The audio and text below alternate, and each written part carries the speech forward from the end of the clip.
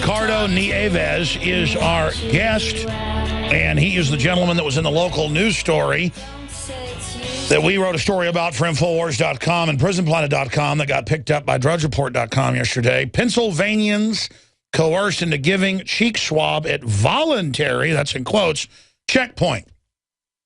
And, of course, what they call voluntary becomes mandatory. And we've played the local newscast out of Georgia, Florida, Texas, Colorado, New Mexico, California. I mean, this is an every week occurrence now in the last year. And it's a federal program under the White House Office of National Drug Control Policy to, quote, see if you're on drugs.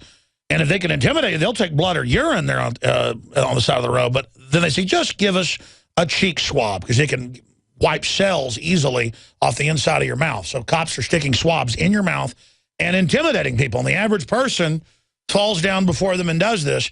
And this is to prime the pump for a national DNA database. Just like the feds 15 years ago started taking blood with rubber stamp warrants in Arizona, now it's nationwide without warrants. If they claim, I think you're drinking, I'm just going to take the blood. So, Ricardo, thank you so much for coming on with us. And, of course, you reported it to the press so folks knew about it, according to the Reading Eagle. Tell us what you said to City Council. Well, first off, what happened to you? And obviously, what do you want to say about this to the worldwide audience? And we want to commend you for going, of the thousands this was done to in your area, you were the one that went to City Council. You were the one that raised the alarm. And more of us will now speak out, and we are starting to reverse this. But so we just commend you for not being a zombie, sir. Thank you. Thank you, Alex, and thank you for having me on your show. On Friday the 13th, my sister and I were actually on our way to pick up my mother to take her to a doctor's appointment. And as we approached the the Binghamton Street Bridge, about midway on the bridge, as we were coming near a bend, we had noticed some orange cones splitting the lane into two. I stayed in the right-hand lane, and I proceeded around the bend. And as I was doing so, I noticed a police vehicle with flashing lights on. Since I couldn't move over to the middle lane, I kept going forward. That's when I saw a civilian person with regular clothing just step off the sidewalk with orange cones directing me and forcing me into a parking lot. I couldn't go around them. Like I said, I couldn't run them down. And this is key. You're being commandeered. You're being given a custodial arrest. Under common law, you are arrested. Go ahead. As I approached several feet from his position, like you said, I had to go in the direction I was being forced and directed to. So I got into the driveway, and off to the left-hand side, I saw an orange construction sign, but this one read, Paid Volunteered Services. And as I entered into the parking lot, I had noticed that there was an improvised staged parking spots with more orange cones. I say total of 5 or 7 spots. And within each one of these spots, there were teams of people designated in each one of these spots with just collaborating with each other. So I pulled into the first spot, and my sister and I looked at each other, and she said, what the hell's going on? And I had no idea. So I noticed a woman walking to my vehicle. Naturally, I rolled down my window. And with that being said, she told me I was not being cited. She told me that I was not being pulled over. However, that she wanted to ask me a few questions about my driving behaviors and habits and take a mouth swab, and that she would pay me for this. Naturally, I said, no, thank you. She came back to me and said, listen, I understand this is voluntary. However, and she went back into her sales pitch again, telling me that she would like to ask me about my driving habits. You're being racketeered. You're being pressured. Right. So basically, I again told her, no, thank you. She said, listen, I know, again, this is volunteer. And, went back into her sales pitch once again. This time she was going towards some literature she was carrying on her clipboard. I immediately stopped and just said, listen, no, thank you. Mr. Nieves, stay there. We're going to come right back to you. Amazing firsthand account of this fraud. And again, it's a service. Why don't you want the service? Everything's a service. The IRS is a service. The vaccines are a service. Wow, we're going to come right back. And this guy's fighting back. We all need to, because up in Fort Worth, they didn't even tell you it was voluntary. It came out in the news. We'll be right back. Stay with us.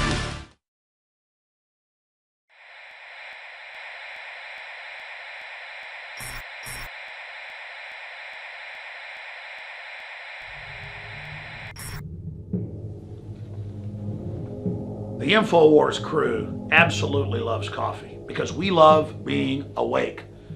And I am somewhat of a connoisseur of coffee. So many times you go to a restaurant or even to a coffee shop and the coffee tastes like garbage. And in all the different coffees I've tried, my favorite is grown in the high mountains, in shade, Arabica, on the border with Guatemala in southern Mexico by the Chiapas farmers. I make sure we've done the research. I make sure it's the very best product that we can offer you when I put my name on it. And I believe, and it's my taste, so you may differ, that this is the best coffee in the world from southern Mexico. Wake Up America Patriot Blend, 100% organic, Arabica shade grown. And then we have the Immune Support, 100% organic coffee, infused with a special type of mushroom known to boost the immunity. This coffee is seriously so smooth. I normally have to douse my coffee with cream and sugar and cinnamon and all kinds of tasty treats, but this, I drink this black. It is so good. Well, that's why I like it, is that it has a kick, it has really good caffeine in it, it has a good clean wake up that lasts for a long time, doesn't give me a headache, but it's so smooth, it's so delicious. Just try it out for yourself. I'm telling you, this is my favorite coffee. We went through a lot of trouble to bring you this. Just try it, and I think you'll be hooked like we are here at InfoWars. Well, folks, find out for yourself and support the information war today. It's all available at InfoWarsLife.com or by calling toll-free 888-253-3139.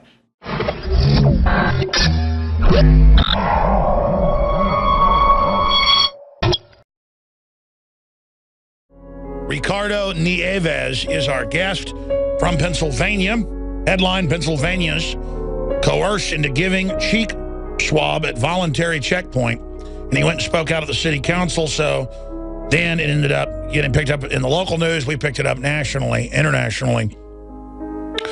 And look, they were sterilizing people secretly until the 80s when it got exposed. Now they got caught in California again. So government's always trying to do illegal stuff. This is a federal program in all 50 states. The Pacific Institute for Research and Evaluation was hired by the National Highway Traffic Safety Administration to run the checkpoint to look for motorists using drugs and to quiz them about their driving habits. And so if you just joined us, he's going to take a family member to the doctor, and he gets directed off the bridge. The police force him to pull over, and then someone comes over and starts asking him questions. In most areas, it's police doing it. But I want him to describe exactly who this was, and then they just keep pushing. It's like I won't go to Barnes & Noble hardly anymore, but that's not like a checkpoint because they keep saying, do you want the card? No, I don't. Are you sure you don't want the card? Yes, I'm sure. Come on, you know it's a really good card. What's wrong with you don't want the card?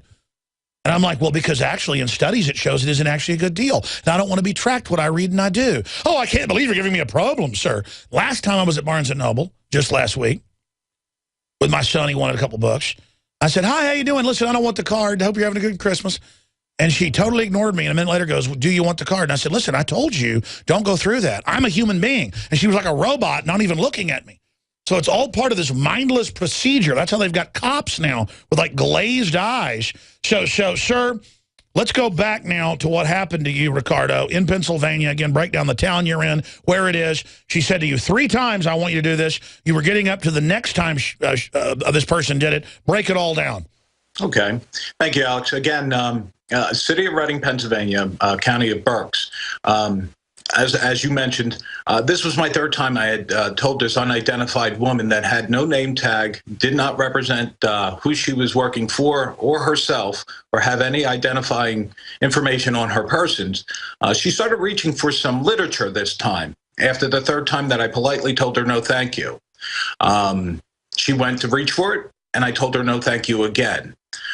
She went try to go into another spiel for the fourth time. And listen, I just told her, I gave her a disgusting look, and with the stain in my voice, I just said no thank you.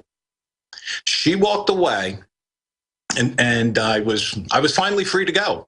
I rolled up the window. My sister and I looked at each other, and my sister said, listen, they're lucky they got you because you were nice and you were polite. I would have cussed them out. So I just wanted to get out of there. That's all I wanted to do. I never even wanted to be there in the first place. So as I'm looking for a way out, I notice a police officer sitting on the left-hand side of me next to the building, several feet away. And he notices that I can't figure out the way to get out, and he points me back out to the way that I came in. So I left. Now, I took my my mother to the doctor's appointment, ran my sister home, ran my mother home, and this was agitating me all day.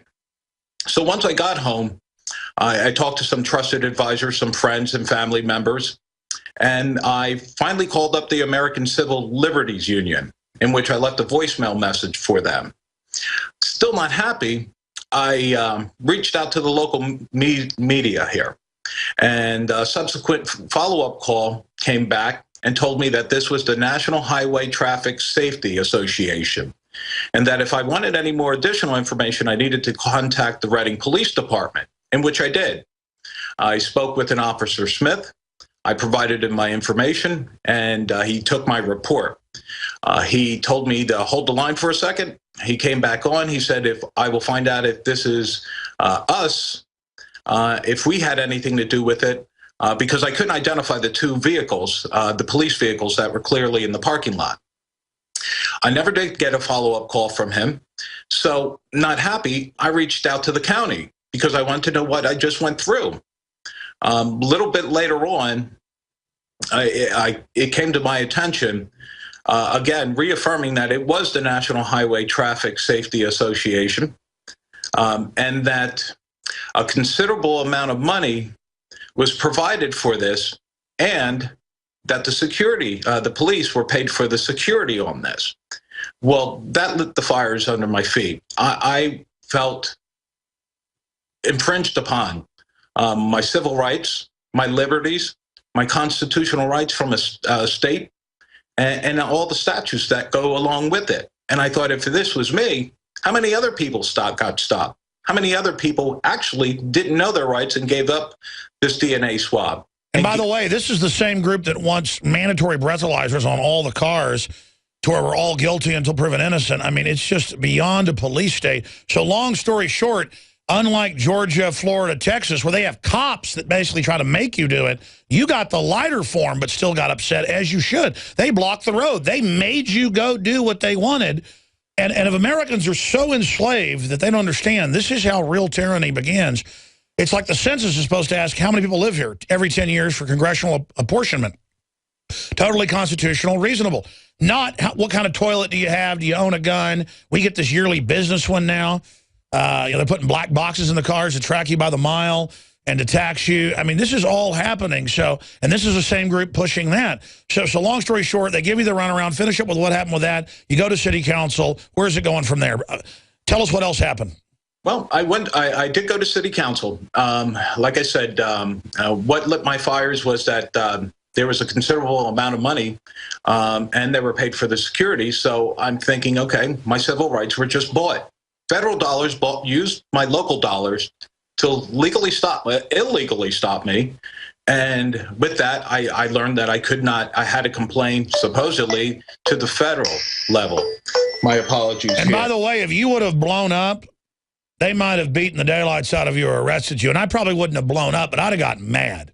Like, what are you doing blocking the road? What is this in America? Because I've been through checkpoints before, and I tell the police that. I go, are you looking for a bank robber? And they're like, no, we're just doing a safety check. Yeah, a federal check. Of course, they always know who I am in Texas. They go, come on, Jones, just doing our job. I mean, it's just there to condition people. Go ahead. I didn't want to give them that satisfaction. Sure. No, you were smart. I took the politeness way out of it. So I went up to city council. I put out a press release, and I was greeted by a reporter there before the meeting, and he had asked me if I had felt that the perception of police intimidated my rationale into perhaps giving my personal information or others. And I said, well, listen, if I was to walk into city council with 7 various different attorneys behind me and one American Civil Liberties Union representative, do you think city council and the administration would be intimidated? Of course they would. This was nothing more than a gross abuse of power and federal intrusion of my rights. That your local tax money had to pay for. Yeah, your tax money, my tax money, our tax money. Yeah, I cannot believe that my local officials, I'm not sure who gave the order, who authorized it, but I'm disappointed. I'm very disappointed that people or whoever enriched themselves on so many different levels off of their voting constituents. Well, Mr. Nieves, I know what happened. And if you go read the article by Paul Watson and follow it over, you're absolutely right. It is a federal agency. They've hired private institutes to do it. They buy the local police, either off duty, but in some cases use pressure for highway funds to the county or city to set up these checkpoints. And of course, they have the DWI ones and all the rest of it. And it's just pure TSA-ization of the country, of the world. Anything else you'd like to add, sir, today? We just appreciate your testimony and the fact that you're speaking out against it. Yeah, I will share with you what I shared with counsel, which I think is very fundamental in my pursuing this. When people are manipulated, it's anti-democratic. And what's being done here is controlling people. People don't want to be controlled. People want to make their own decisions because consciousness and the freedom to think is a fundamental human right. The idea of free will being violated is something that even God doesn't do, yet man thinks he can do this to us. Wow, you need to start a radio show and fight back, because we need articulate patriots like you, sir, to not just speak at the city council, but to really get on the offensive. People always thank me for what I do. No, we've got a responsibility to do this, and good job. And if there's other updates down the line, contact us. And thank you so much for coming on. Thank you, Alex. Very, very important. Well, there he goes, standing up for all of our rights. And this is all part of this creeping tyranny and political correctness and training us. Here's an ABC News story. Jennifer Lawrence, it should be illegal to call somebody fat. That's the hate laws. Oh, you say Santa Claus is white. You lose your job or get suspended as a teacher. But if you want to be foreign banks and rob everybody, that's okay. I mean, this is just getting crazy, ladies and gentlemen. They've got us distracted by all these diversionary things that aren't our rights, imaginary rights, exaggerated slights, instead of the real frontal assault on all our freedoms. Ask yourselves, what are you doing in this time of great challenge? What are you doing to unlock minds?